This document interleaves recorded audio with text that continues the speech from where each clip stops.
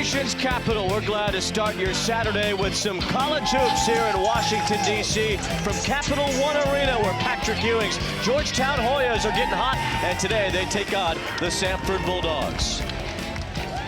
Alongside Len Elmore, I'm Wayne Randazzo, and Len, Georgetown has won 4 in a row. They do have a pretty formidable opponent today here in Samford.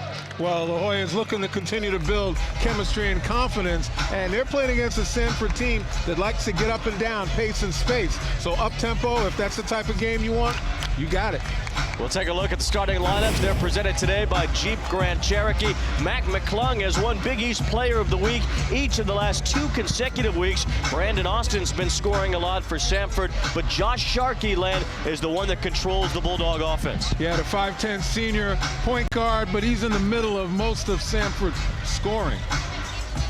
Terrell Allen has been a big boost for Georgetown the last 4 games. After the departure of James Akinjo, it's been Allen who's been leading the way for the Hoyas. Yeah, Allen's been the glue guy, a pass first, but he can certainly present a threat offensively. Well, Marriott 7 wins the tip for the Hoyas. We are underway here in D.C. Samford starts out in man-to-man, and you expect Georgetown to really start looking to get the ball into the paint. Omer Yurtseven has been outstanding in the middle for Georgetown, just scoring pretty much at will over the last several games. The jumper bounces through for Jalen Dupree, and it's Samford who scores first. Yeah, Dupree averaging about 13 points a game. He can bring bigs out. McClung misses the 3. Rebound and a second chance for Jagan Mosley as he pops it up but can't get it to go. And Dupree grabs the board for Samford. That's a senior leading team right here. A team that certainly likes to put the ball up from beyond the arc. But they've got a guy like Dupree who can match anybody inside. Turnaround jumper doesn't go for Dupree. McClung the rebound, and Georgetown on the move. McClung gets fouled on his way to the basket. Now Patrick Ewing, this is year 3 as the head coach of his alma mater and a program that's continuing to grow. Yeah, I mean, they've lost 4 guys that Patrick Ewing considered the future core, but the opportunity for the current guys has been special, and Patrick Ewing really appreciates the fact that they've gelled as a team as opposed to moved away from each other during that controversial period. Almost like they've turned into a win-now type of team with the senior leadership they have. Yeah, and as I mentioned, Samford's senior laden, but so is Georgetown, especially with Allen and Yurtseven, and you can see right there, Omer Yurtseven getting himself involved right away. He was fouled after getting the rebound. He is among the nation's leaders in offensive rebounds per game, averages over 4 1/4 offensive rebounds per game. That's 6th best in the country. And he's been rolling lately, coming off a double-double against UMBC, 22 and 13.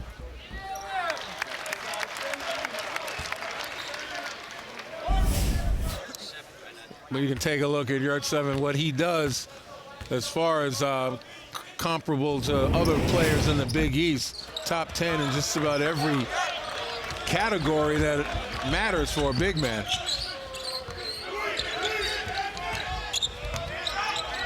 Sharkey leads Dupree to the basket. Nice spin, but he couldn't finish. Hoyas in transition with Pickett along the baseline. Now McClung on the attack, bounces off Dupree.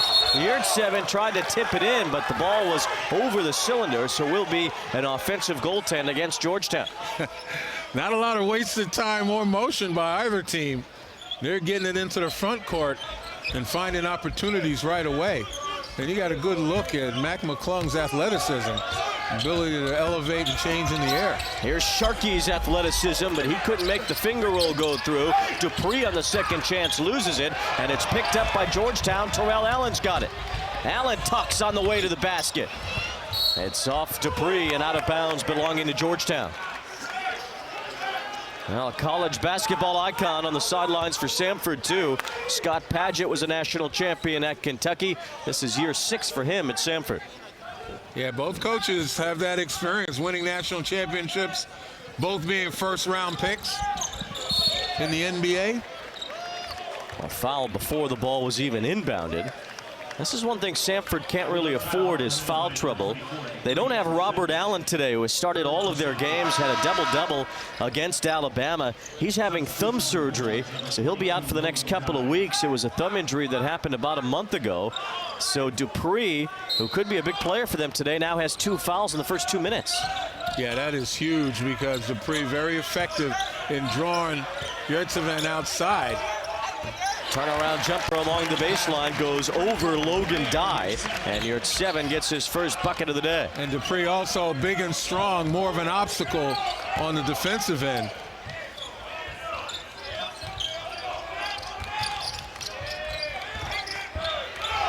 Allen with a takeaway. McClung on the fast break. McClung off the glass for 2.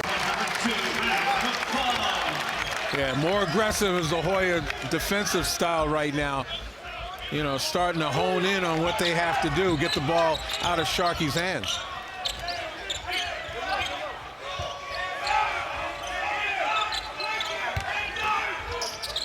Dye fades back and hits the jumper. Good shot by the 6'8" sophomore. Now the ball flies out of bounds. An unforced error there from Georgetown. Well, we talk about Georgetown's ability to move and to maneuver inside on the post. That was actually off the lane a little bit. But once again, keeping the ball away from Sharkey, trying to get it back with Samford. Georgetown doing a good job of manning the passing lane. Sharkey fouled on his way to the basket. A foul on the floor. And it's against Georgetown. Terrell Allen will be called for that foul, his first. His first team foul committed by number 12. Terrell Allen, his first. And now they'll say actually that it was a shooting foul. So Sharkey will be at the free throw line. All of 5'10", but he is the nation's leader in assists and steals per game. He's also the school's all-time leader in those 2 categories already, still with most of this season coming through.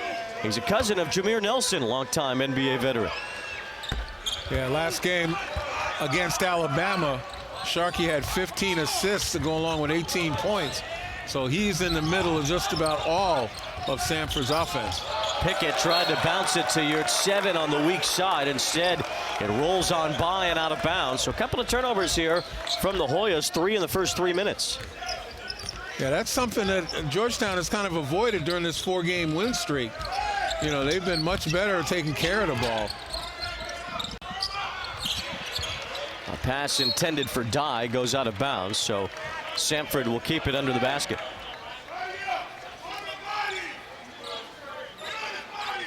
And here Patrick Ewing's voice echoing through the building as he screams out to his defense.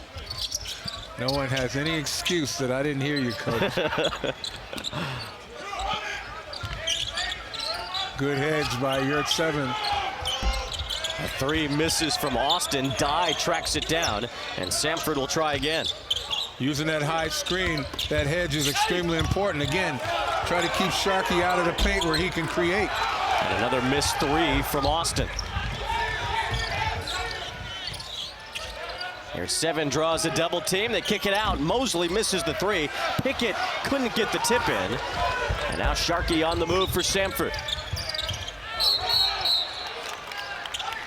Padgett stepped out of bounds right in front of the Georgetown bench, so a turnover from Samford. And that is Logan Padgett, the son of Samford's head coach, Scott Padgett.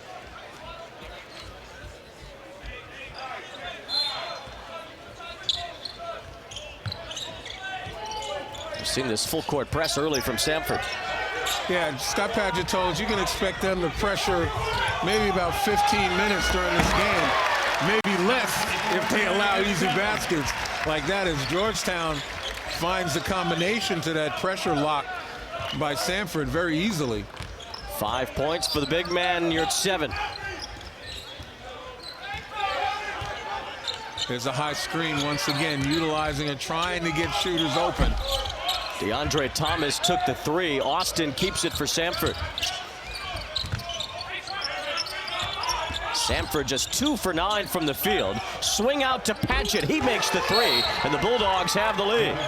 And once again, it was Sharkey on the penetration. You let him get in the paint, he's going to make things happen for Samford. But for the Hoyas, always count on Omer Yurtseven to make something happen for them.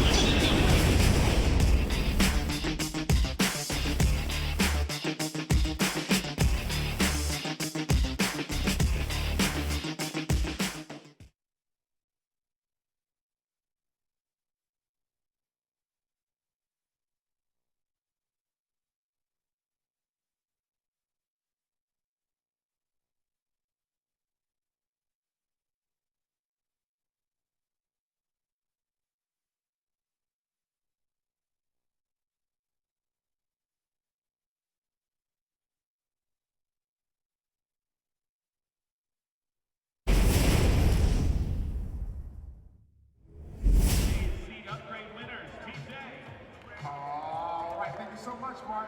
Hey, Hoya fans, how are you today? I'm up here right now with our Hillsborough winners for today. Let's find out who we got. What's your name and where you from? My name is Will from Alexandria. All right, Will from Alexandria, Virginia. What's your name real quick? My name is Alex. Jordan. JJ. All right. Thank you guys so much for coming to the game. Enjoy your upgraded seats. Hey, Hoya fans, thank you so much for coming out. Happy holidays to you. We got a lot going on, including my guy, Jack the Bulldog.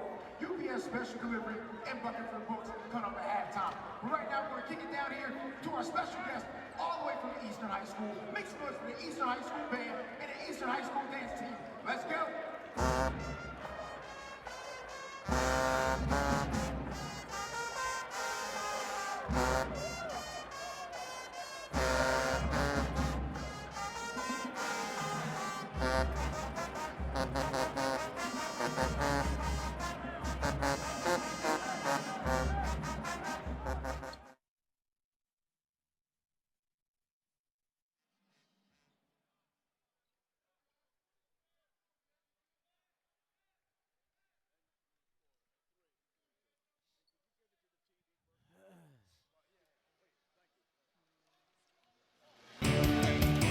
FS1 College Hoops is sponsored by Jeep Grand Cherokee. We're in Washington, D.C., Capital One Arena. Samford out to an early lead on Georgetown. Both teams just 3 for 10 from the field. The Bulldogs come from Birmingham. They're in the SoCon, the Southern Conference. Scott Padgett in his 6th season as the head coach and led some real sleeper teams in the Southern Conference. That's not exactly a conference that you can take lightly. Oh, absolutely. I mean, you got some teams that if they make the NCAA tournament, you know, they've got an opportunity to, you know, upset somebody in the first round. Wofford, UNC Greensboro, who actually beat this Georgetown team earlier this season. East Tennessee State, Furman. You know, there's some pedigree, smaller schools, if you will.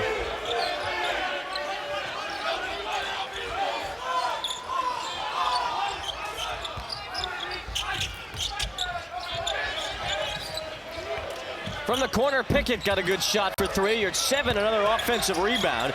Bangs around against Logan Dye and gets fouled. And that's the detriment that Samford suffers if they continue to play zone. You're at 7, terrific at getting good position on the weak side of that glass. You know, you've got to find a way to play him man-to-man within that zone. Make sure you put a body on him as that ball is in flight. That foul was on Brandon Austin. He has 2. Jalen Dupree has 2. And if Samford's going to mess around with foul trouble here, they're going to be in big trouble as this day goes along. Yeah, 2 of their 3 leading scorers in foul trouble. And their 4th leading scorer, Robert Allen, not even playing today because of a thumb, as you mentioned earlier, Wayne. So it puts a lot of pressure on Josh Sharkey to get other people involved, but also to assume some of the scoring load himself, more of the scoring load. He can handle it. He does average 17 points per game.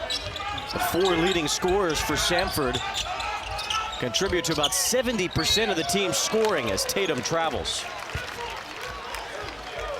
And that could be part of the issue right there.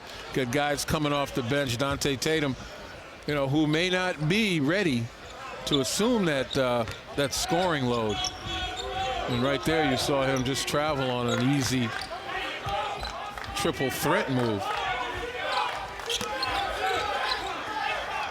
Here at 7, had it taken away by Dye. Pickett grabs it. Now it's Allen from the top of the key. Here it's 7, another offensive rebound. The putback doesn't go, though, and McClung grabs it again for Georgetown. Allen step back jumper. That floats through for Terrell Allen. Well, you credit Yurt 7 as well as McClung with the offensive rebounds to give the Hoyas a third opportunity before they can knock it down. And as I said, Samford in big trouble unless they start blocking off the glass, whether it's in man or zone. Samford is the best rebounding team in the Southern Conference. There's no one really like Yurt 7 around. And another rebound for the big man. He already has 6-4 on the offensive side.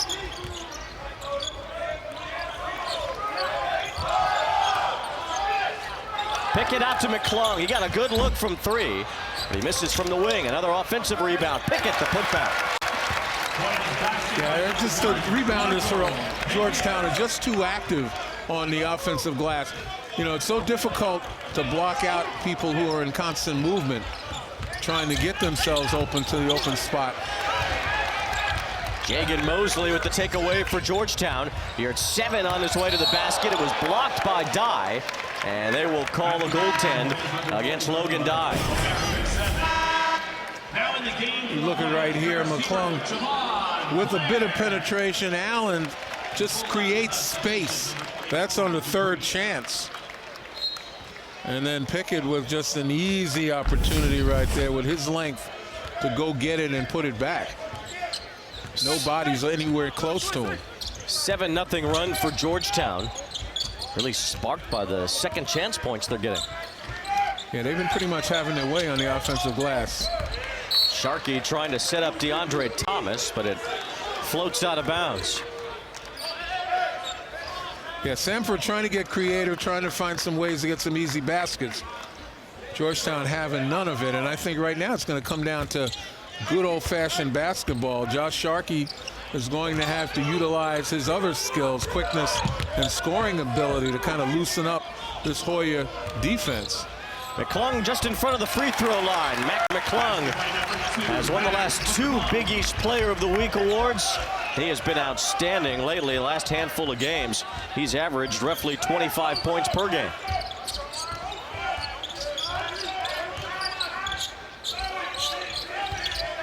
Dupree back in with 2 fouls, almost lost it.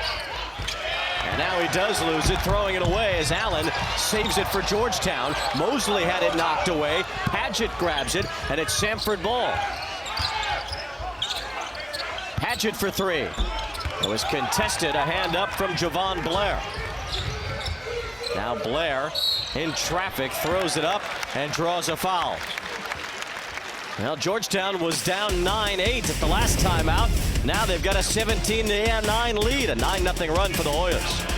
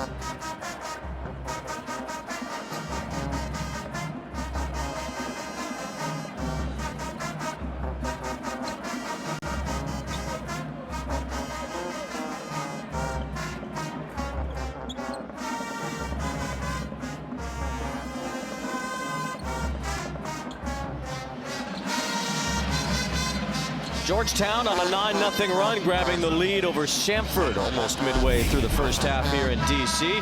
Big East news and notes. Well, Seton Hall got a big win the other night as they beat the Terps, Len. Hey, undermanned is an understatement. You know, they didn't have Miles Powell among others and did a terrific job, particularly on the defensive end. St. John's has won 6 straight. They'll have a test with Arizona tonight. Providence and Texas coming up on Fox at 2 Eastern. And Providence, an enigma, you know, a lot of talent. They haven't been playing well of late. You know, a win against Texas could right the ship going into Big East play. Javon Blair, the junior, at the free throw line. Coming off a good game against UMBC at 15 points, 7 rebounds. Blair was attempting a 3 when he was fouled, so he'll get 1 more. Yeah, Blair has been really hot. Started the season 4 of 19, the first 7 games. And of late, though, 13 of 26 from beyond the arc coming into this game over the last 3. So he's one of those guys that is a beneficiary of penetration and good ball movement.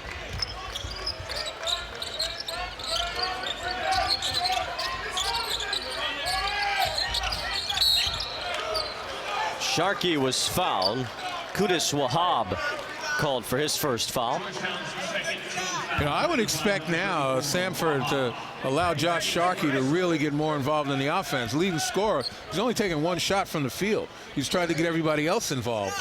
But I think at this point in time, before this game clearly gets away from Samford, Sharkey's going to have to start working his magic. Well, Samford can score. They put up 87 on Alabama. They average nearly 80 per game. Wahab over the back, and now he draws 2 fouls in a span of about 10 seconds. And that's the kind of thing that makes Patrick Ewing shake his head. You know, Dupree's 18 feet away from the basket and you're reaching over his shoulder. You know, that's just asking for trouble.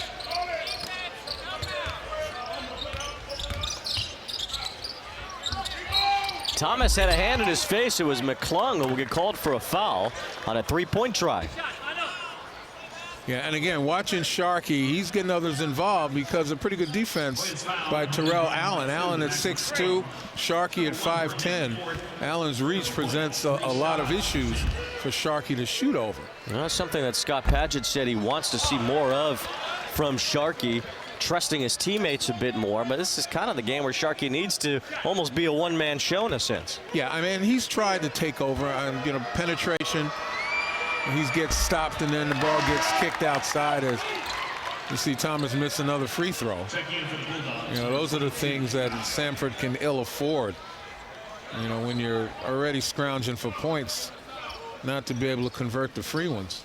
They haven't scored in the last 4 minutes. 3 chances at the line here for DeAndre Thomas. He's missed the first 2 as Pickett comes in for McClung.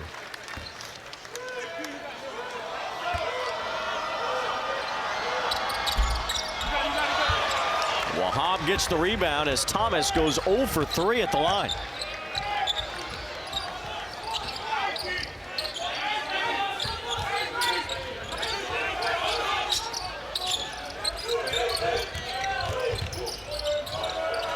Mosley cross court to Blair. His 3 doesn't go. Dupree rebounds.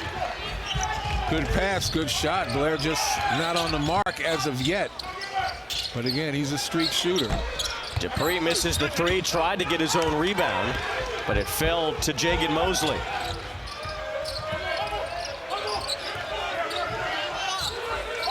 Georgetown on a 12-0 run, and a travel called against Jamarco Pickett. Now, I wouldn't count Samford out even at this stage. Against Alabama in their last game, they were down 20, and in the second half, applied full court pressure that brought it down to 6 before they ultimately ran out of gas. But they do have the quickness, they've got the defensive instincts to get themselves back in the ball game. Thomas will come out as Brandon Austin returns. Austin played a real good game against Alabama, scoring 21 against the Crimson Tide. Here's Sharkey trying to get loose. They ran into Terrell Allen, and a rebound for Jamarco Pickett. Now it's Allen on the move toward the basket. Pickett gets it back. His three off the mark. Wahab trying for the rebound. If that's against him, will be a third foul for Wahab. It is 3 on him. So he'll come off, and your 7 will return. And that time, Dye did a nice job of putting a body on Wahab before attacking the glass, forcing the push-off. So Qudus Wahab gets into some quick foul trouble. You know, of late, Samford has kind of stemmed the Georgetown offensive tide, but they, on the other end, they can't score. It's been about 5 minutes since Samford has had a basket. Good job meeting the ball by Josh Sharkey to avoid the steal. A quiet first half for him otherwise. Gets into the paint, sends it out. Dupree's 3 off the mark. Good box out by Mosley to get the rebound. The shots are there for Samford, just not connecting. Samford so far just 3 for 15. 1 of 7 from three-point range. Georgetown hasn't made a 3 yet either. The Hoyas have gotten it done in the paint. We've seen Georgetown dominate inside so far in this one. And you mentioned how Scott Padgett has asked Josh Sharkey to trust his teammates. Sharkey's created some opportunities for them. And pretty soon he's not going to trust them any further. Another offensive rebound. It's amazing. Here it's 7 all over it as Allen misses the jumper and Dupree grabs a defensive rebound for Samford. There is going to come a point in time when Sharkey's going to say, I got to do this myself. Sharkey trying to find somebody as he runs into your 7, who's about 14 inches taller than Sharkey, and it's out of bounds off of Georgetown.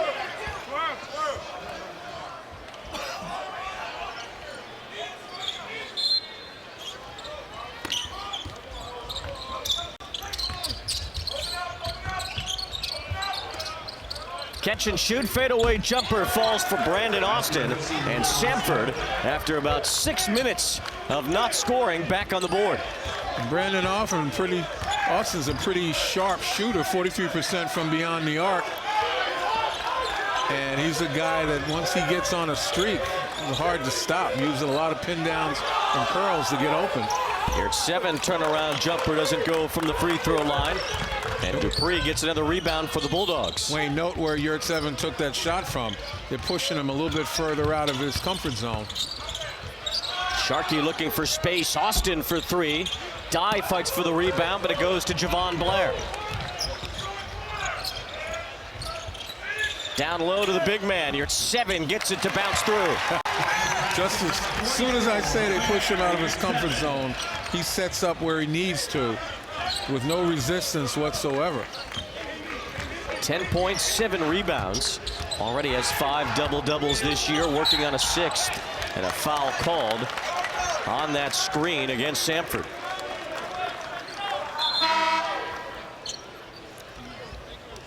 Foul was on Dante Tatum. That's his first. The 7th turnover from Samford here in the first half. They average about 17 a game. Yeah, that's one of the areas that Scott Padgett would love to see his team clean up, giving opponents extra opportunities.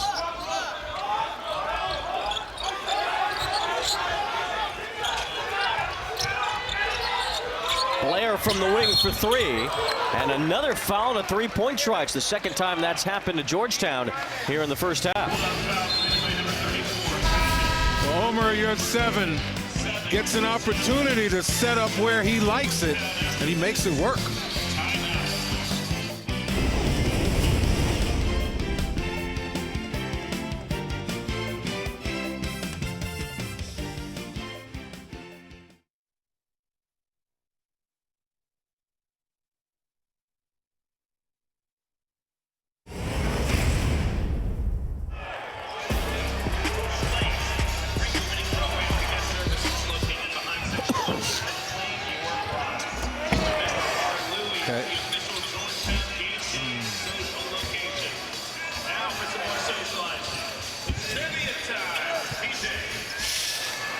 What's happening, Mark? On this section, 113. Guess what?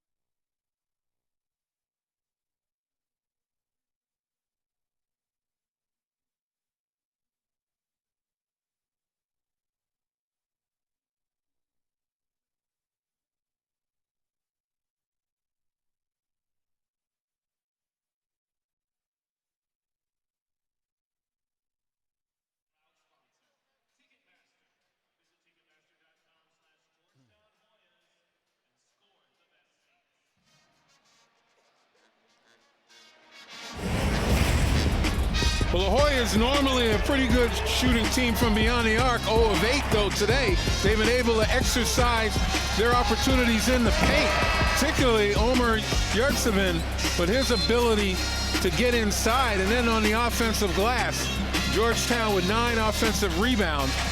And the total of all of that comes down to them with 12 points in the paint, obviously. And you take a look at what Samford's been able to do in the paint, which is nothing, because of Georgetown's size, length, and ability to keep them off the glass. Georgetown right now holds a 20-11 rebounding edge in this game.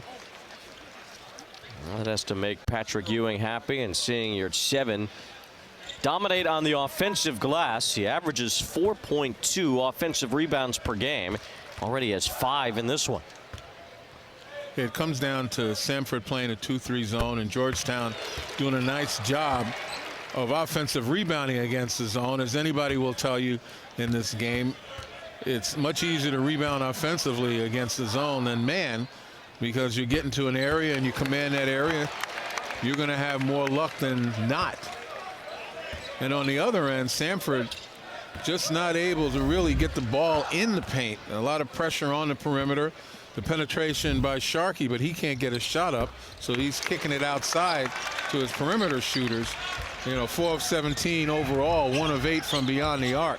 Samford just not finding the range.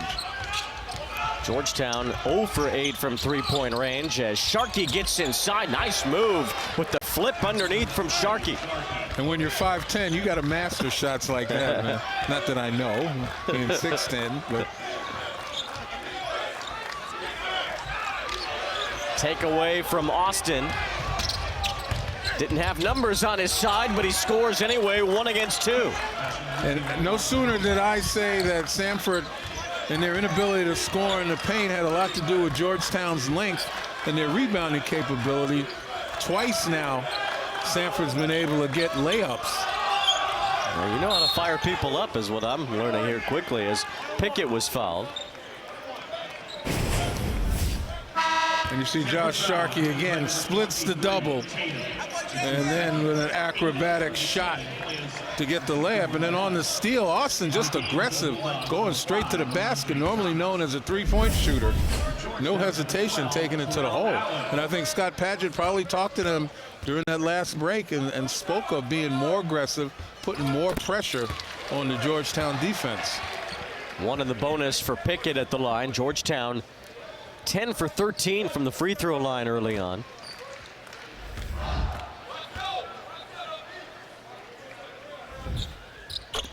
And Pickett makes both of his.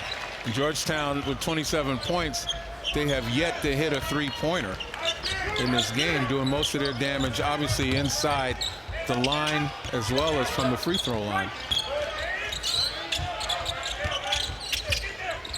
Sharkey sends it out. Thomas for 3, falls short.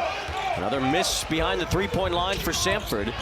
Probably a decent three-point shooting team. Another open miss as well. That's just as open a look as you're going to get.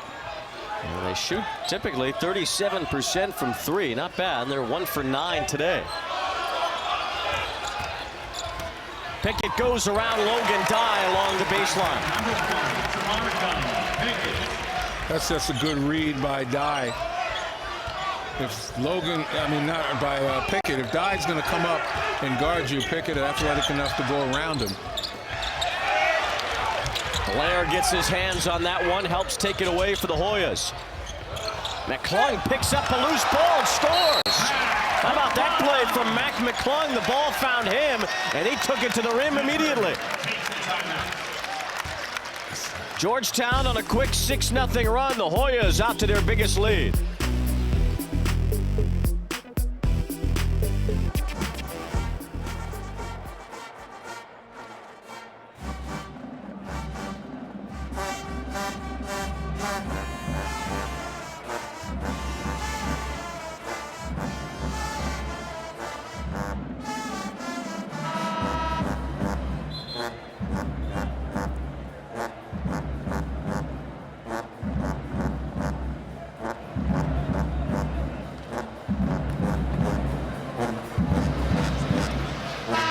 Georgetown up 16 thanks to a 6-0 run as Mac McClung and Jamarco Pickett have helped things out. Well, opportunistic. You take a look. Pickett sees Dye coming up on him, recognizes his ability to go around him in that zone. And then McClung, just a hustle play right here. You know, if you continue to hustle, you continue to work, you're going to get some things handed to you. And that time, McClung, just a terrific job of staying with the play, picking up the loose ball. Hoyas with 15 points off turnovers. Samford just 4. It's been that kind of start here for Georgetown as Allen knocked that ball out of bounds. Yeah, Terrell Allen, we talked about his impact on this team. Sometimes it may not show up in the score sheet, but he's done as good a job as anybody can do on a guy like Josh Sharkey. As quick as Sharkey is, made it really difficult to shoot over and difficult to get around.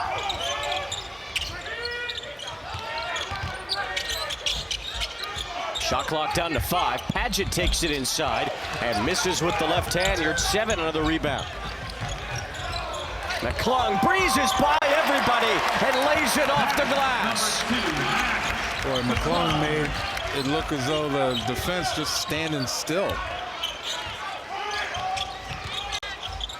Sharkey off a screen for 3. That's the second 3 in 10 tries for Samford. The first for Josh Sharkey. And a little more of that, I'm sure, is what Samford is really looking for. Sharkey, a 32% shooter from 3, but at a time when you need one, he can be pretty clutch. Allen fires it inside to Pickett. Pickett gets the ball back. McClung for 3. And it's good for the sophomore. McClung has 12. Little inside action, and the thing you like about McClung, feet set, ready to shoot when he receives. First 3 for Georgetown. Samford looking for an answer. Thomas can't get it. McClung handles the rebound. McClung has scored the last 7 for Georgetown. Gets rid of it, and it's Yurtseven who gets these 2.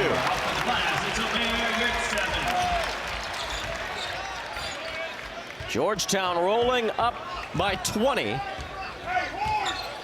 Yurtseven has 12 points with 8 rebounds.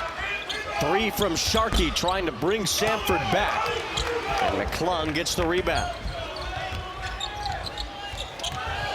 McClung spins around one, throws up a 3 in front of another. And now trying to grab the loose ball, he's got it. McClung feeds Pickett off the glass and good. Well, we talk about Mac McClung and his ability to find ways not only to score, but help his teammates score. You know, he's one of those guys that's sometimes just not flashy, even though he's a pretty athletic player. He just finds ways to get it done. It's turned into a Mac attack here for the Hoyas. Well, Mac McClung has really been a scorer of late. And one of those guys that's got that sneaky athleticism and quickness, but you know he can shoot the ball outside. Inside out, McClung ready, fires, success.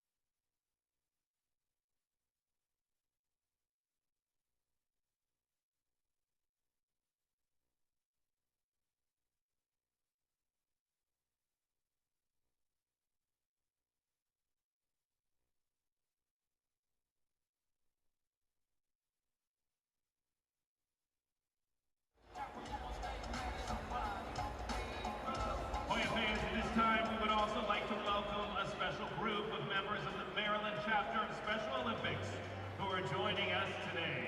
Welcome.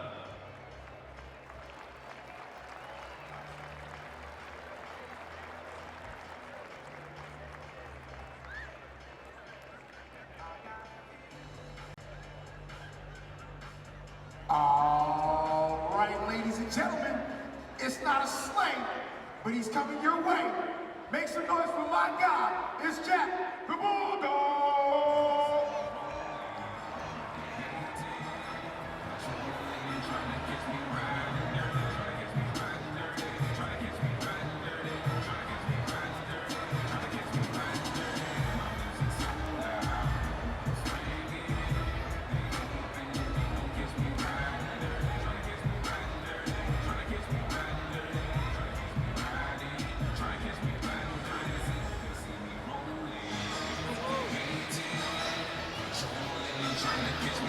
Georgetown rolling over Samford so far, a 15-3 run presently for the Hoyas. Coming up on the Jeep Grand Cherokee halftime report, Rob Stone, Steve Lavin, and Casey Jacobson preview Texas and Providence coming up later today on Fox, plus highlights and analysis from our first half. #1 ranked teams to lose so far this year. Well, there have been 4 different ones. First time that's happened before January in NCAA history, as Michigan State, Kentucky, Duke, and Louisville have all had and lost the top spot. Well, I guess that doesn't bode too well for the current #1 team and all those who come after.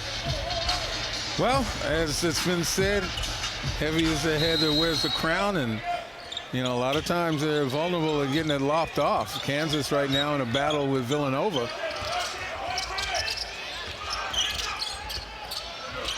Sharkey out to Austin. The 3 drains for Brandon Austin, the Montgomery, Alabama native, who began his career at the University of Alabama before transferring to Samford. And we've been able to see glimpses of what Samford brings to the table offensively.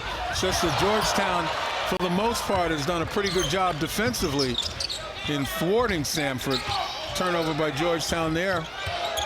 Another open look for Austin, and another 3 for Brandon Austin, his 2nd in a row. And I said earlier that Austin, even though he was missing a few threes, streak shooter, maybe the streak has started.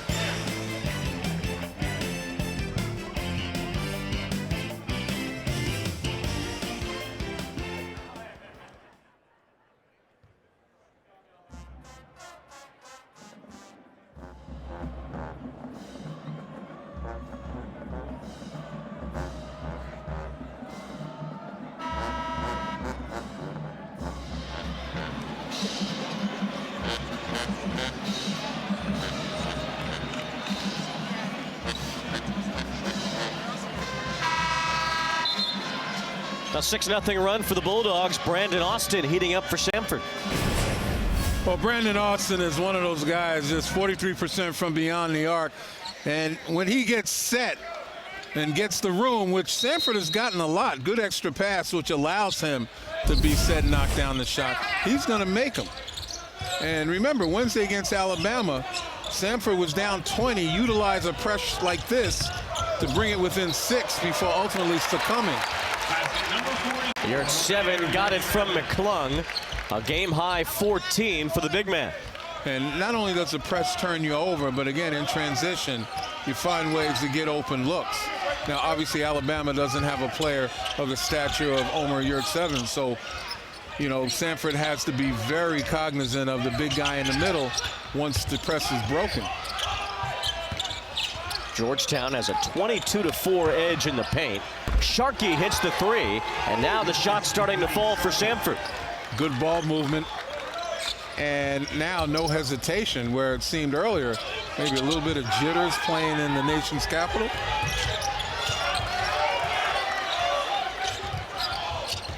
McClung stops at the free throw line, misses the jumper, and Dupree fights for the rebound and gets fouled. And now the Samford bench starting to chirp a bit.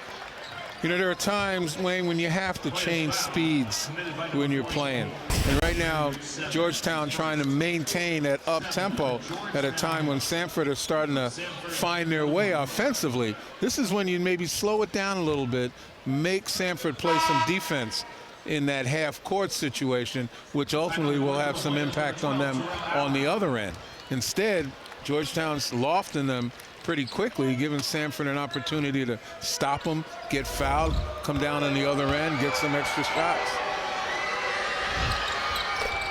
Dupree makes the free throw, having to carry the load inside today. Without Robert Allen, we mentioned it earlier, one of the bigs for Samford, who has started every game, not playing today because he needed thumb surgery, so he'll be out a couple of weeks trying to get ready for conference season. Logan Dye checks in. There's Allen with the thumb all bandaged up, the cast on it. He's had the surgery. They expect him to be out for the next 10 to 12 days.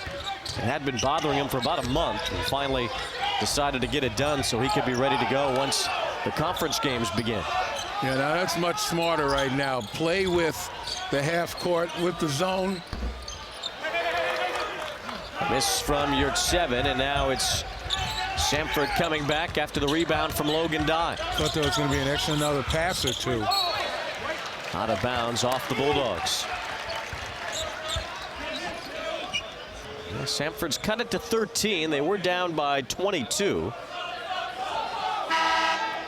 They're trying to keep it interesting here as Dante Tatum will check back in. An 11-2 run for the Bulldogs near the end of this first half. Yeah, Samford's capable of that, particularly the way they shoot the three. And that's why I say Georgetown, you know, utilize a little discretion in your half court. Slow it down a little bit. You know, take away the rhythm for Samford. Make them play some defense on the other end. Samford 4 for their last 6 from 3. Boy, look at that mismatch. Pickett at his size and length against Sharkey, and Sharkey gets the better of it this time. The nation's leader in steals grabs another. Pickett 6'7", Sharkey 5'10". Now Sharkey is fouled by Terrell Allen, who did not agree with that call. And Allen's a competitor. Obviously, he's been doing a relatively good job against a premier scorer like Sharkey. Disappointed that, you know, he got called for that foul. He's working as hard as he has been. That's 3 fouls for Terrell Allen. Earlier you mentioned that Samford can't afford to get in foul trouble because of Allen being on the bench and a short bench. Georgetown can't afford foul trouble either in a 7-man rotation in a bench that doesn't get an awful lot of time beyond those 7 men. And with the departures of 4 players, including Akinjo and Josh LeBlanc, that's going to loom over Georgetown all season. Blair for 3, way off the mark. You're 7 right there to clean up. I'll tell you what, Samford has had their opportunities, but they haven't paid attention to Omer Yurtseven, who has done a terrific job on the offensive glass. I mean, we know he's a great offensive rebounder, but he has just taken over and really created distance between Georgetown and Samford with his offensive rebound. He's got his 6th double-double of the year already, 16 points, 11 rebounds. Clock winding down in the first half. Sharkey a long 2, and that goes for Sharkey. Offensive rebounds, then Samford has defensive rebounds. The second half begins. Samford has the ball. Sharkey almost lost it. And look at the real hard hedge by Yurtseven. They recognize they've got to keep Sharkey under wraps, under control. Interesting that the turnovers were about even in the first half, but the points off those turnovers largely favored Georgetown. Yeah, Georgetown got in transition, did a much better job of converting. Brandon Austin makes the three, hit a couple near the end of the first half. Samford now 5 for their last 7 from three-point range. And we mentioned they can be deadly, and they can make a comeback. On Wednesday against Alabama, down 20, they brought it to within 6. But if you keep allowing the big fella to get that kind of position down low, you're asking for trouble. You know, Dupre, even with the foul situation, has got to find a way to push Dirk 7 away from the glass. Austin, the 15-footer, not even close, goes out of bounds.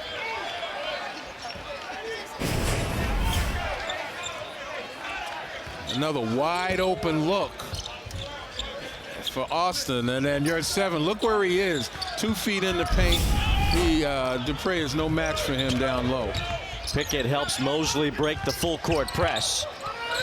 Allen swings it to McClung for 3, and McClung picks up where he left off in the first half. And see, that unto itself symbolizes the remade Hoya team. In the last 4 games, an excellent ball movement, making the extra pass, unselfishness. Austin tries again from 3. Sharkey getting in there for the rebound, and it's tipped off Mosley out of bounds.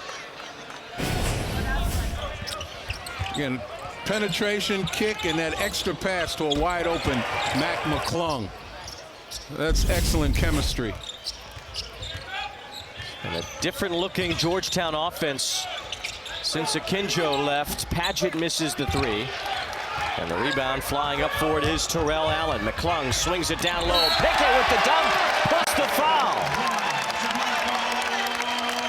Combination of excellent hustle by Pickett to get down there quickly, and poor communication by Samford. No one even saw the big fella until it was too late. Jamarco Pickett's in double figures, 3rd Hoya to reach 10 points or more today. And now he's got 11 with that free throw.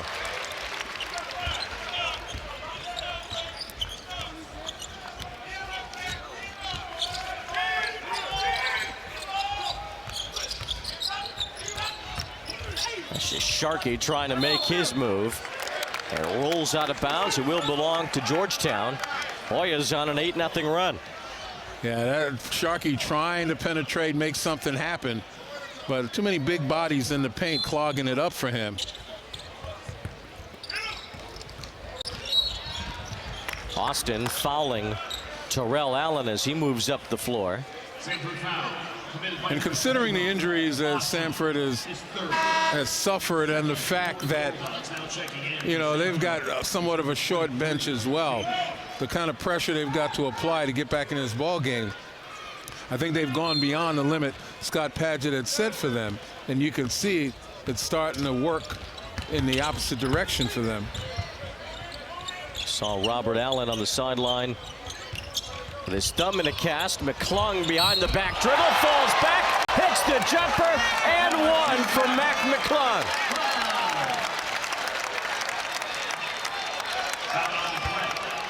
And McClung just demonstrating that he's more than just a jump shooter. He handles it, outstanding athleticism, but more importantly, concentration. And as soon as Samford cut the lead down to 10, Georgetown rolls it right back to 21. McClung has 18 points.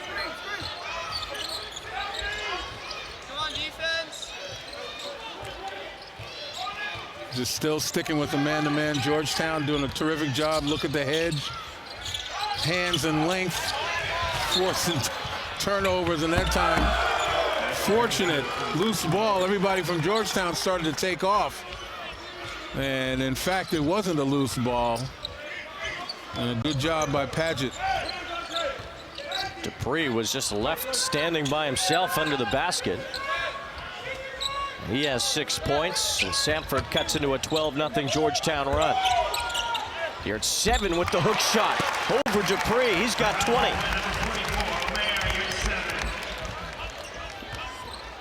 and bears repeating. You've got to get your 7 out of the paint.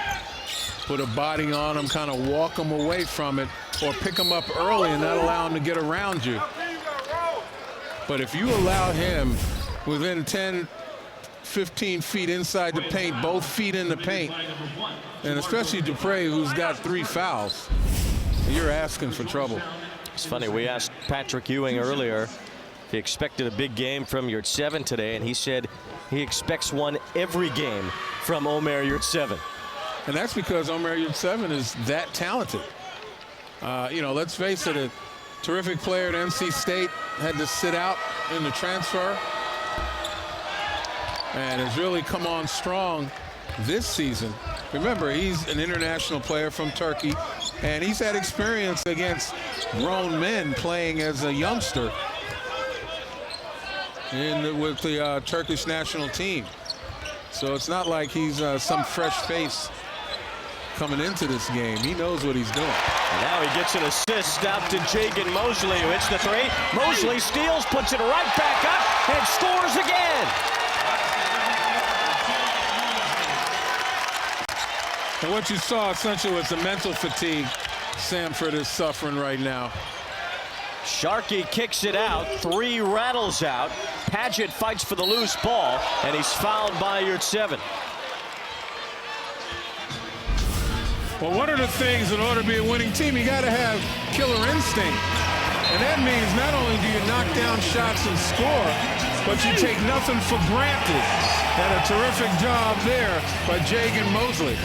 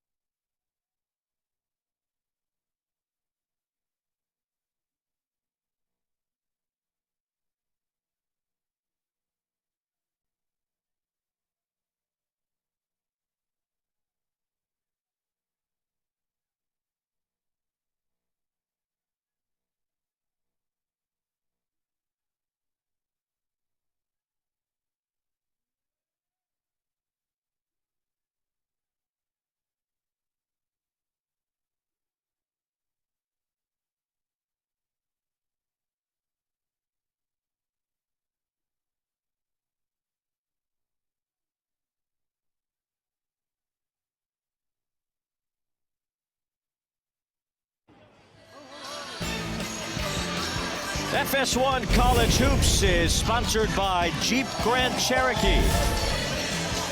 Just a few more days for Santa to get ready to make his trip around the world. Georgetown has a 26-point lead over Samford.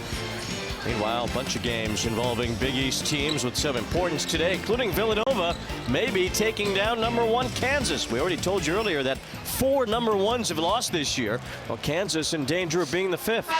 And I suspect, Wayne, there are going to be probably another 4 or 5 #1s before we get to March. Might be some repeat victims even by the time it rolls around.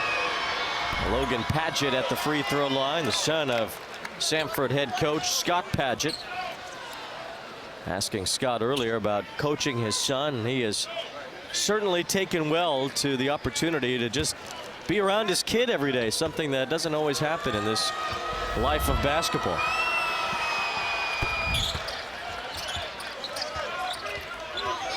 Samford again looking to apply some full court pressure, try to get back into this one. But as we said, there's only a certain limit that you can have before a team starts to run out of gas. There's Georgetown, and once again inside the paint. That time comes up short, but he still gets it where he wants it. And that's what you have to do if you're going to defend a guy like that. Make him uncomfortable, not allow him to get the ball where he'd like.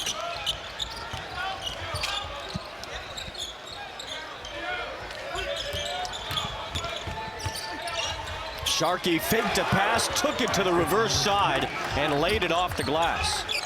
And it looks unnatural, but I guarantee you he works on that shot every day. Here's 7 with the drive to the basket.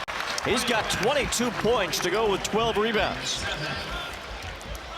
And the Bears repeating, multi-skilled. Homer, you're at 7. Sharkey into a double team, gets fouled. Yeah, Josh Sharkey, as we mentioned, leading scorer for this team. One of the outstanding players in the Southern Conference at 5'10". And then you see pretty drive by a 7-footer. As you're at 7, handling the ball on the wing. Sharkey at the free throw line.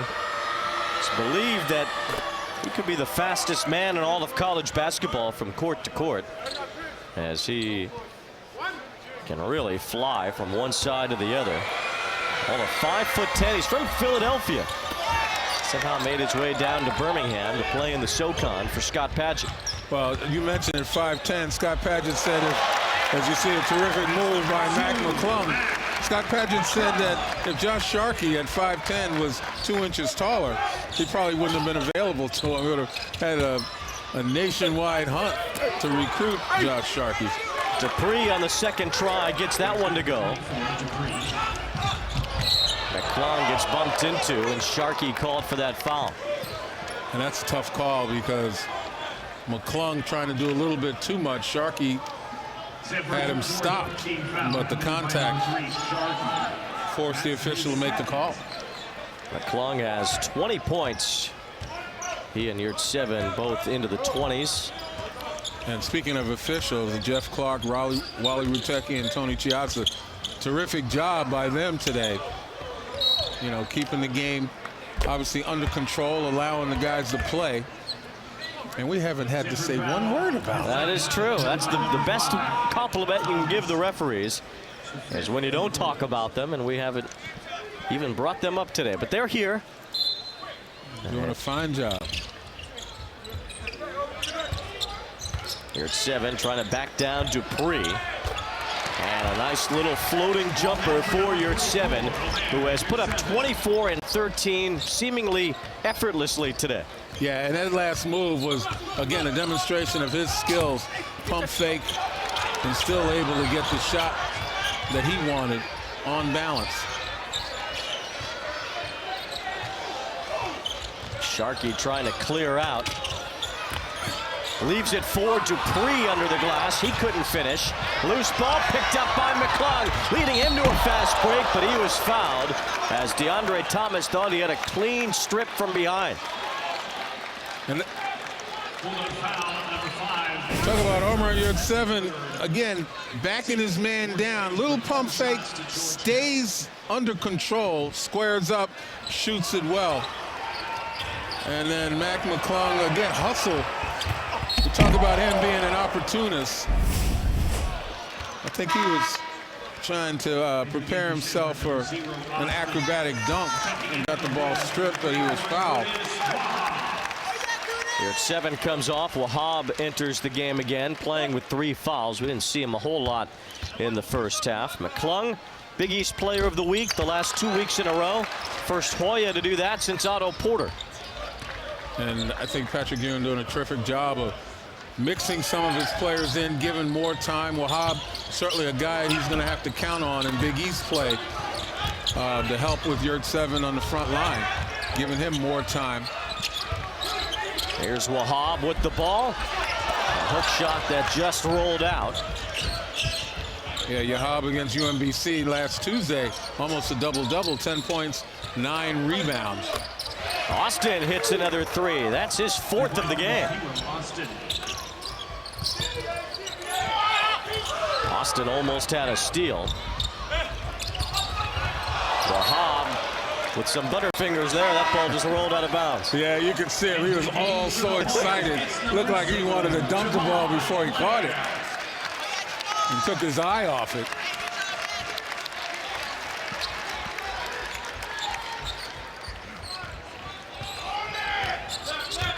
That was the first turnover in the second half for Georgetown. No answer, though, from Samford as Pickett gets the rebound.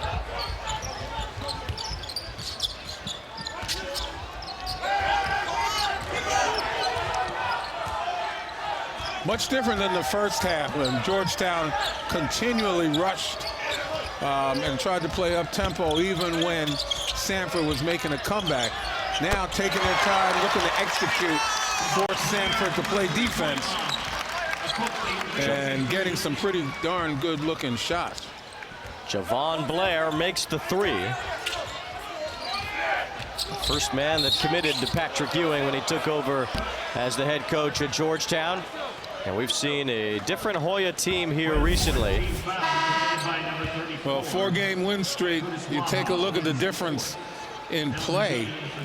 And Terrell Allen particularly, you know, he's been the guy, he and Mosley on the defensive end and, you know, doing things that don't show up on the stat sheet.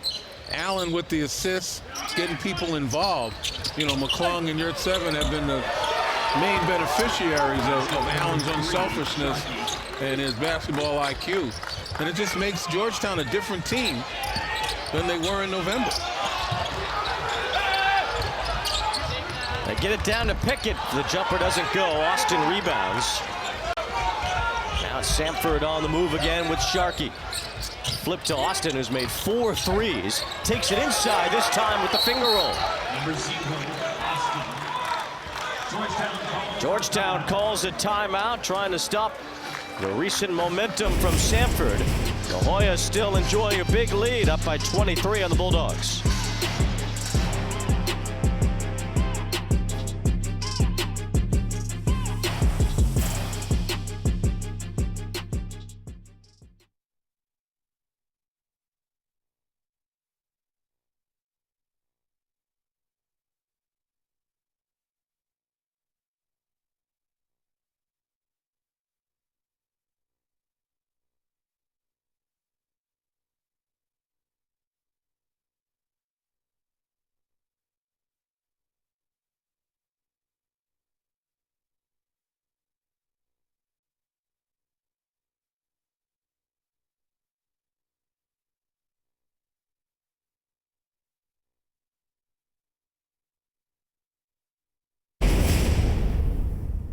The game is not over. Y'all gotta wake up. Wake up.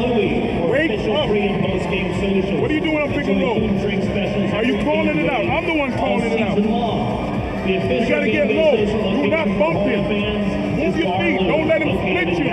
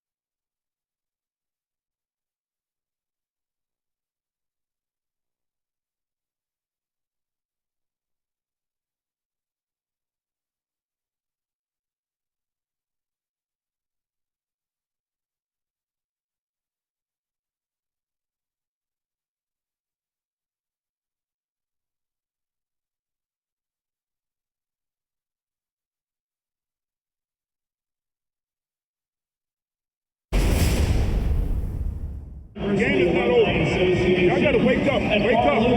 Wake up. What are you doing on pick and roll? Are you calling it out? I'm the one calling it out. You gotta get low. Do not bump him. Move your feet. Don't let him split you. Well, Well, at the beginning of the telecast, I talked about the Hoyas trying to develop confidence and chemistry with this game. Also, as Patrick Ewing said, you got to develop good habits. You know, with conference play beginning December 31st against Providence, it's important that you learn to execute regardless of the score. And that's what coaches are for, and Patrick Ewing getting it done.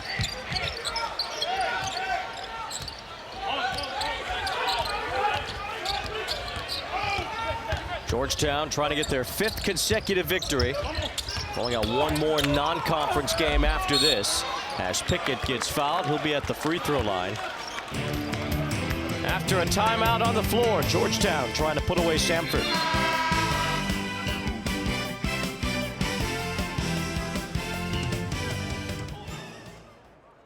We are at timeout.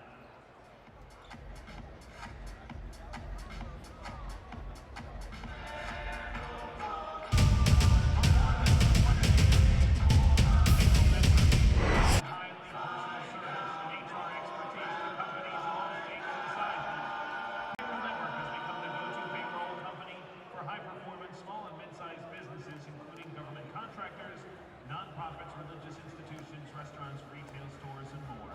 Visit payrollnetwork.com and get more information. Hoya season ticket plans are under $150. Include all Big East home games. Visit wearegeorgetown.com to purchase your seat and join the rest of the Hoya family the remainder of this season.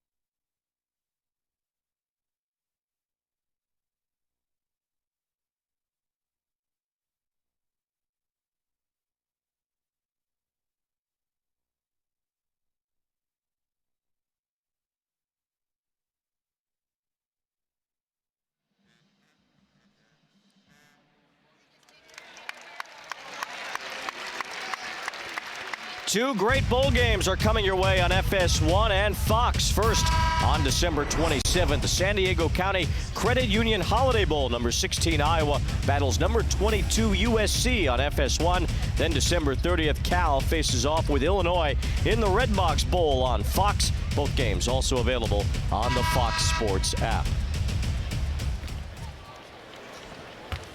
Jamarco Pickett at the free throw line for Georgetown. He has 11 points. The Hoyas about 80% from the free throw line today. They are the best free throw shooting team in the Big East. Right around 77.5% for the year. And if they can maintain that pace, that's going to pay dividends close game situations. You know, that's something you never really associated with past Georgetown teams.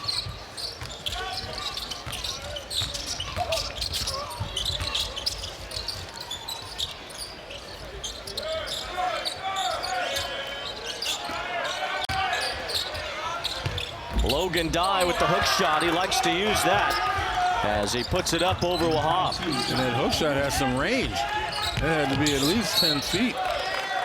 Mosley called a timeout as he was double teamed. As the Hoyas used their last timeout. Samford still has 3 remaining.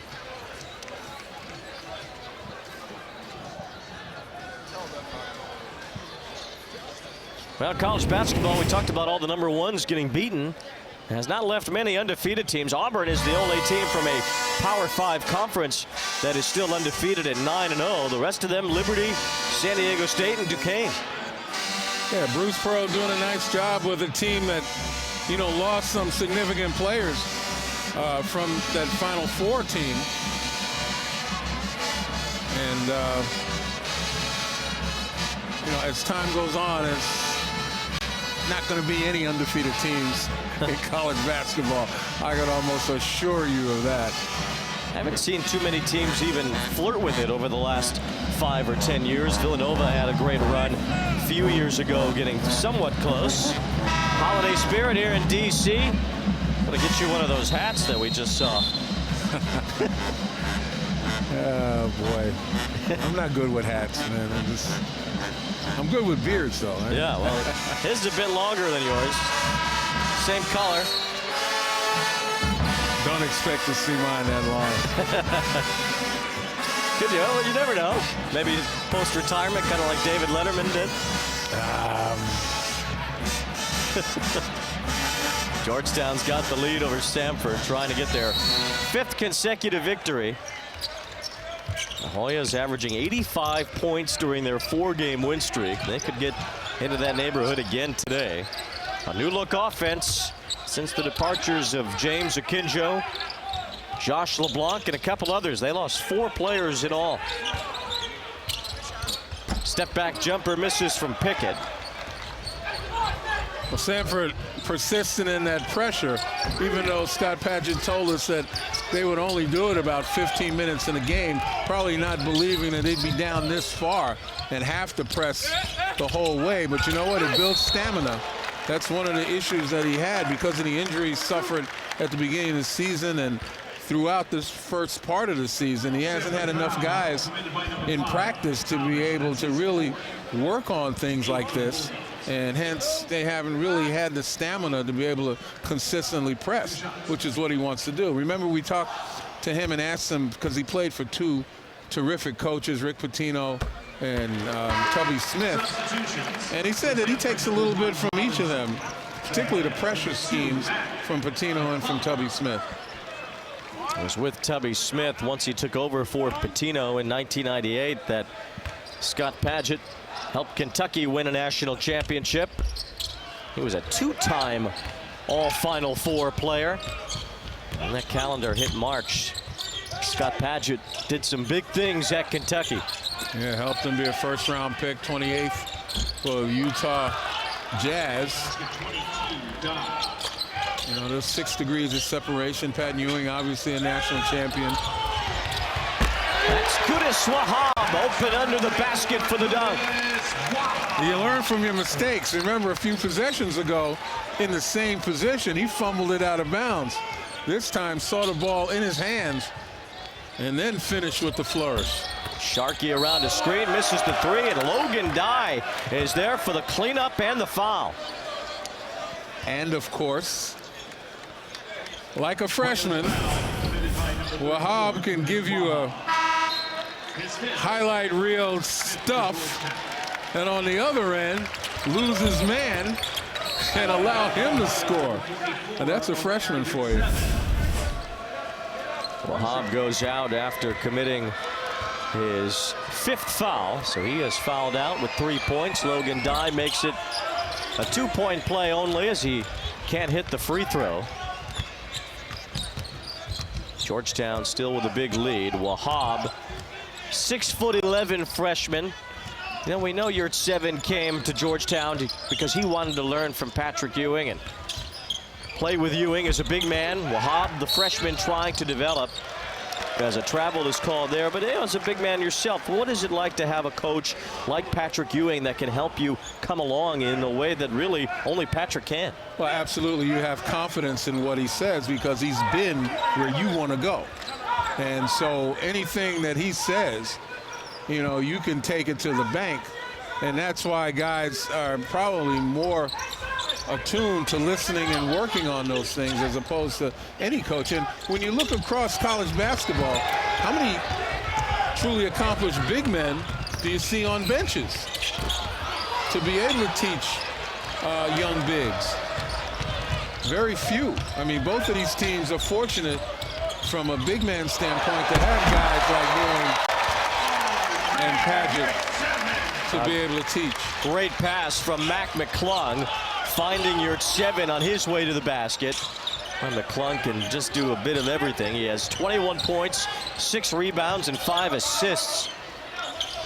Sharkey just throws it up and makes it. Over the outstretched reach of Jamarco Pickett, but that's what Sharkey can do. He has 20 points. Pickett a 15-footer. He was wide open for it. He has 14. Yeah, Pickett with tremendous upside, his length, athleticism. Maybe for the next level, he's going to have to put on a few pounds, I think, to withstand the type of physical play over the course.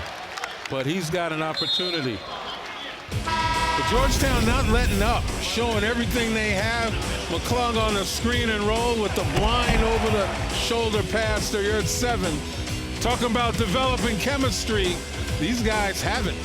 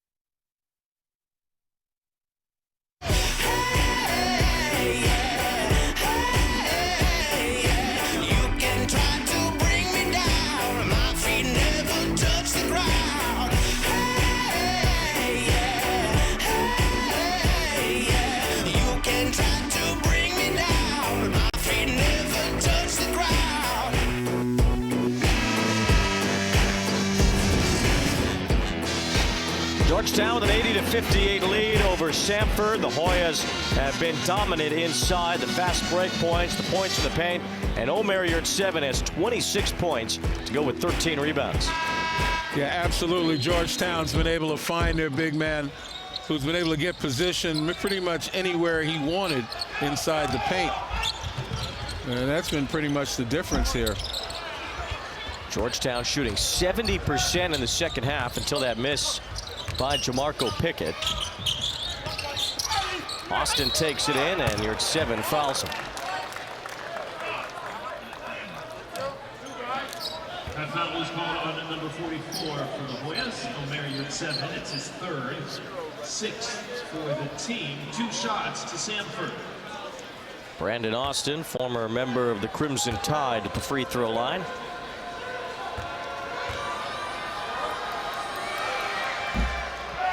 Southern, 17 wins last year. They've had 2 winning seasons in their last 3 years after the program went 10 years without even one. So Scott Padgett has him moving in the right direction. Bit of a tough conference, though, as we talked about earlier. East Tennessee State picked to finish first in the SoCon. Samford expected to finish 5th. At least that's how preseason projections went. Yeah, but despite this type of game where obviously Samford not able to really do the things they'd like, there's still some bright spots. You know, Brandon Austin, this is his 4th consecutive game with 15 or more points. Sharkey has done well, considering being focused on the defensive end. Coming up next, it's action from the Orange Bowl Basketball Classic. Utah State will tangle with the Florida Gators. All tips off next on FS1 and the Fox Sports app. Yeah, Florida. Terrell Allen at the free throw line, misses the first. Yeah, Florida was looked upon as, you know, one of the top teams in the nation. Suffered a couple of setbacks early, but this one guy, Kerry Blackshear, formerly of Virginia Tech, you know, who transferred to Florida this year, was expected to do exactly what he's doing right there, giving them a big lift. I got a feeling we'll be hearing from Florida as time goes on, and particularly in March.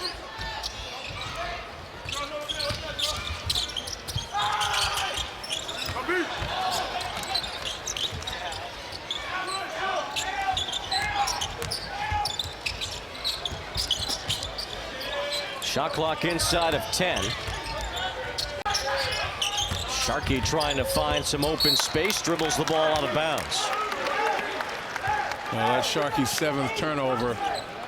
That's one of the things that they were hoping he'd be able to work on this year, to decrease those turnovers, but he handles the ball so often and is really counted upon to create offense for Samford. That's a lot of pressure to put on the young man, especially when teams game plan for him, as Georgetown obviously has. Here at 7, turnaround jumper along the baseline, bounces through. He's got 28 points, his career high. 29 came while he was at NC State against Clemson a couple of years ago. Sharkey almost turned it over again. As Padgett gets fouled. Well, Yurt 7 is one of those guys, as we said, really sets up where he wants. That time, Dupre able to push him off the paint, but nevertheless, Yurt 7 with that touch, and obviously with his size, able to get a good look at the basket, playing with a lot of confidence right now. And these games, this is the second of 3 non-conference games before Big East Conference opener, and this is when you want to build that confidence. You want to get guys rolling. And right now, there is absolutely no doubt Omer Yurt 7 is playing his best basketball. Georgetown plays again next Saturday against American. And then it's off to Providence New Year's Eve for the Big East opener. It's 2 double-doubles in a row for Yurt 7, UMBC in this game. McClung just tossed it in himself. I thought that was a hoop. Maybe it was an alley-oops and it just went in. Here's Sharkey. He misses the 3 and a rebound for Pickett. Georgetown has reached 85 points. That's been their average over the last 4 games, all wins. McClung falling back, misses that one a little strong. And it goes out of bounds off of 2 Bulldogs who are fighting with each other for the rebound. Yeah, Mac McClung, another one of those guys, supremely talented on the offensive end. Kind of looked like an alley-oop, but you could see his eyes were on the basket, not on his teammate. And that's a scorer's mentality right there. He's got 23 points. He put up 33 in a game earlier this year at Oklahoma State. Scored 26 against Syracuse, so he can certainly fill it up quickly. Averaging over 15 per game entering today. Pickett goes around Padgett. And it's Padgett who saves it for the rebound on Samford's side.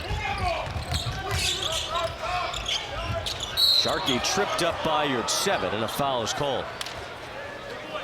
Now the Big East so far, conference games have yet to begin, but DePaul and Butler near the top, certainly the surprises of the conference. The Blue Demons are 11-1. They've looked outstanding in the beginning of the season. Seton Hall's been tripped up a few times at 7-4. And we'll see how it shakes out once conference play begins in about a week or so, week and a half. You saw down there around 6th or 7th Villanova Wildcats, who right now are in a battle with #1 Kansas. Sharkey has 20 points, now 21. The Big East may be stronger than people expected, particularly when teams are expected to finish at the bottom, demonstrating the strength that they have. I say most leagues, you're as strong as your so-called weakest links. A new career high for Yurtseven. First time he's had 30 in a game. Sharkey drives and he gets blocked by Yurtseven. Now McClung on the drive to the basket. Left it short as Padgett rebounds. And you wonder, is there anything Yurtseven can't do? Averages almost 2 blocks per game to go with the scoring and the rebounding. Mosley gets that one to drop through, count the basket, plus the foul.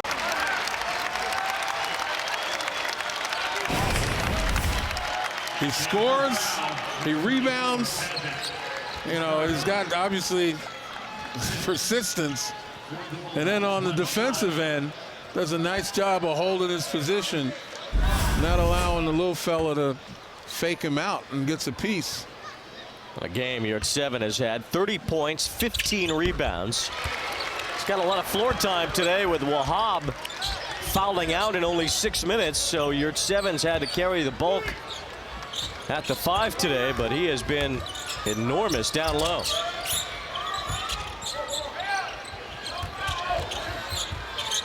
Austin goes around Blair with the left hand. Brandon Austin's had a good game.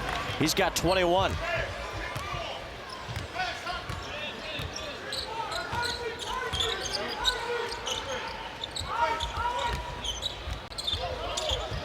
Pickett with the jumper. Yurtseven, another rebound, 2 more points. 32 and 16. And when you're playing like that, it seems like everything comes so easily. In the right place at the right time. That's all part of being hot. Sharkey with an extra pass. Dupree gets blocked by the 7-footer. That's the 4th block of the game for Yurtseven.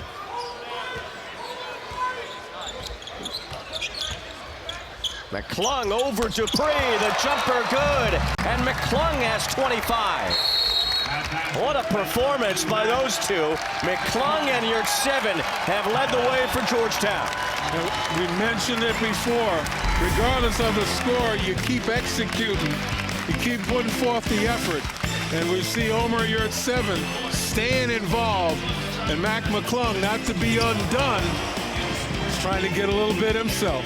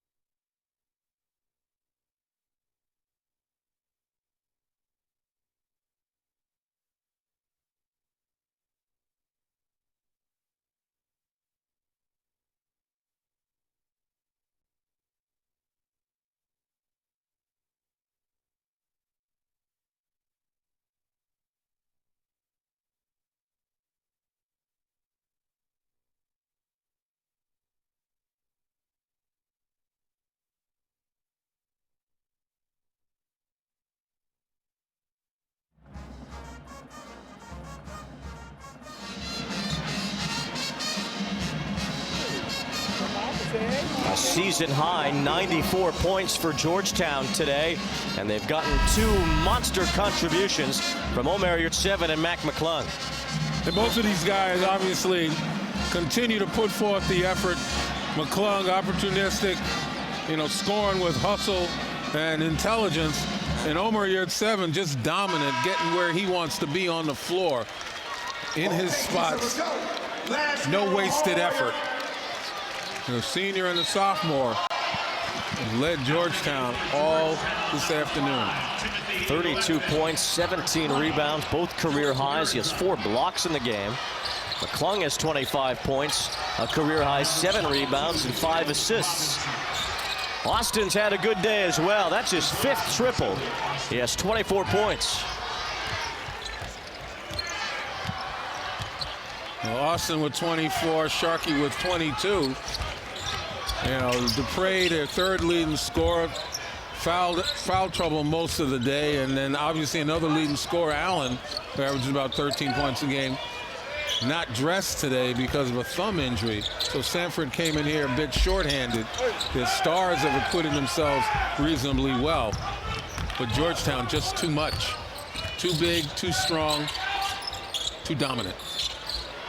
DeAndre Thomas for 3 comes up short. He's had a rough day, 0 for 6. Blair swings it up and scores. Javon Blair's in double figures. He has 11.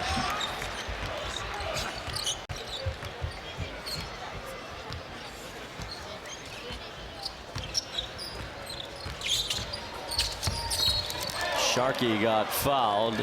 Ego Hefe called for that one.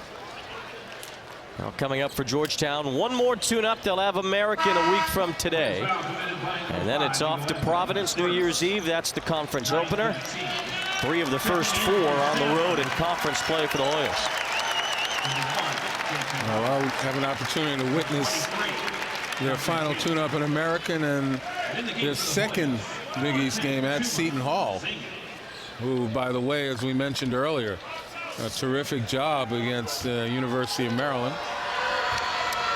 Without Mahmoud Kellis-Vili and, of course, without Miles Powell, still found a way, played terrific defense and found a way to score against the Terps.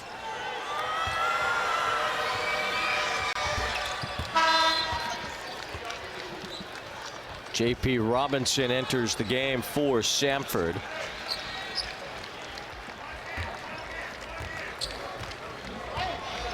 Georgetown has brought in some of its subs as well, including George Mirasan. Chuma Zingi is in the game. And Javon Blair missing that one. Ego Hefe gets the bucket. The first in Ego Hefe's career. And we were witness. I'll tell you what, though, he's one of those guys, Patrick Ewing says, it's a project but has tremendous upside. You can see his size and athleticism. And believe it or not, these are guys that are going to be called on during Big East play. Nice job getting to that weak side corner. Any offensive rebound, if you young people out there, the opposite weak side corner of the glass, you command that area, you're going to get your share of offensive rebounds. And Ego Efe did a terrific job getting there. 6'11" freshman from Nigeria, comes from the NBA Academy in Africa, one of 6 NBA run academies throughout the world. They just opened that one in Africa about a year ago. So Ego Efe had an opportunity to play there last year, and now he comes to Georgetown, a little bit better for it. And such a great opportunity for young people around the world. Here he is. He gets a chance to play big-time college basketball, go to an outstanding university to get a degree. A miss from Jaden Robinson. He'll be at the free throw line after being fouled by J.P. Robinson. Jaden Robinson, a local kid. He's from Baltimore. He's got an opportunity here to put Georgetown into triple digits, but he misses that first free throw. Last time Georgetown scored 100, last December 29th against Howard. They've got 99 now.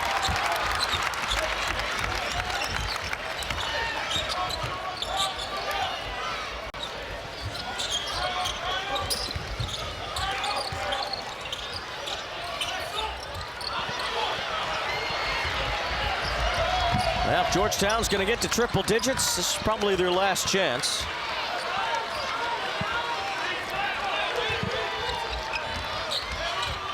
Blair swings it out. That's Murasan. The jumper missed. Diego Jefe grabs the offensive rebound. Robinson takes it in. He can't get it. Another chance. Blair on the offensive board. That putback doesn't go. Blair once again. Diego Jefe. It won't go in. It still doesn't. And no.